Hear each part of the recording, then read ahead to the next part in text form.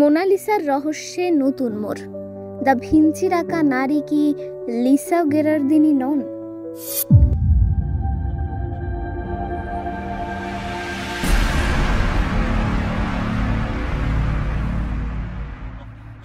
বিশ্ববিখ্যাত চিত্রকর্ম Mona Lisa Leonardo da ভিঞ্চির তুলির আঁচড়ে সৃষ্ট এক অনন্য শিল্পকীর্তি। ফ্রান্সের লুভ মিউজিয়ামে প্রতিদিন হাজারো দর্শনার্থী ভিড় জমায় শুধু এই পোর্ট্রের রহস্যময় হাসি দেখার জন্য। 500 বছরেরও বেশি সময় ধরে মানুষ বিশ্বাস করে এসেছে দা ভিঞ্চির আঁকা এই নারীর ফ্লোরেন্সের এক সিল্ক ব্যবসায়ীর স্ত্রী লিসা গেরার্দিনি। কিন্তু সম্প্রতি এই ধারণায় এসেছে বড় ধরনের চ্যালেঞ্জ।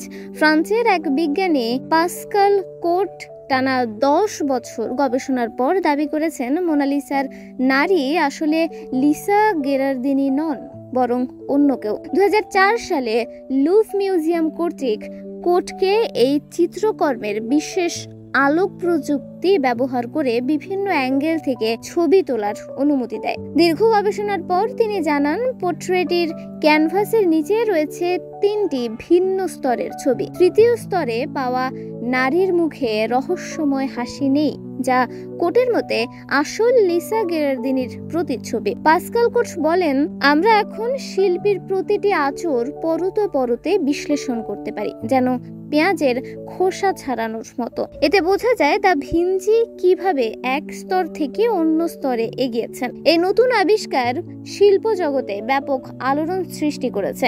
বিশিষ্ট আর্ট ইতিহাসবিদ অ্যান্ড্রু গ্রায়াম ডিকসন বলেন, এটি গত 1 শতাব্দীর সবচেয়ে আলোচিত শিল্প আবিষ্কার। মোনালিসা সম্পর্কে আমাদের ধারণায় বড় ধরনের পরিবর্তন আনবে এটি। তবে সবাই কোটের তত্ত্বের সঙ্গে একমত নন। অক্সফোর্ড বিশ্ববিদ্যালয়ের অধ্যাপক মার্কিন কেম্প মনে করেন, লিওনার্দো দা ভিঞ্চি ফ্লোরেন্সের তৎকালীন নিয়ম মেনে লিসা গেরার্দিনির প্রতিচ্ছবি আঁকতেই শুরু করেছিলেন। পরবর্তীতে হয়তো তাতে তিনি নতুন মাত্রা যোগ করেন। পাস্কাল কোটের গবেষণা মূল্যবান হলেও মূল মোনালিসার প্রতিচ্ছবি ঢাকা পড়ে গেছে, এমন ধারণা গ্রহণযোগ্য নয়, বলেন কেম্প।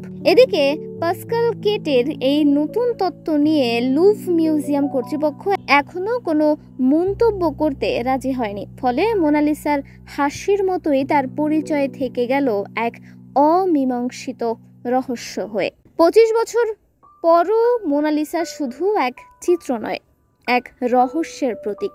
দা ভিঞ্চির তুলি কি সত্যি লিসা গেরার্দিনির মুখ ফুটিয়ে তুলেছিল, নাকি অন্য কারো? সেই প্রশ্নই আবারও আলোচনার কেন্দ্রবিন্দুতে।